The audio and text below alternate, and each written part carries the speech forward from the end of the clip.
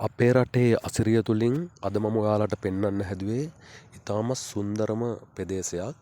ඉතින් මේ තමයි ඔක්කම්පිටිය දෙමටමල් විහාර රාජමහා විහාරස්ථානය අසල ඇති කුඹුරුයාය. ඉතින් මම අද උදෑසන යනකොට දැක්කා අපේ ආදරණීය ගොවි මහත්තුරු උදේම ඇවිල්ලා යාළගේ වැඩ ආරම්භ කරලා තියෙනවා.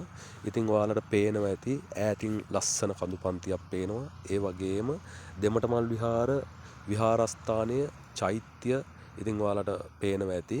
ඉතින් හරි ලස්සන සුන්දර දසුනක්. ඉතින් අපි කතාවටත් අහලා තියෙනවා ගොවියා රජකමට සුදුසුයි කියලා. ඉතින් ඇත්තටම මෙයාලා රජවරු තමයි. අපිට බත සපයන්න උදේම ඇවිල්ලා මෙයාලා වැඩ ආරම්භ කරලා තියෙනවා. ඉතින් මේ ලස්සන සුන්දර පරිසරය දිහා දැක්කහම පුදුම සතුටක් තමයි දැනෙන්නේ.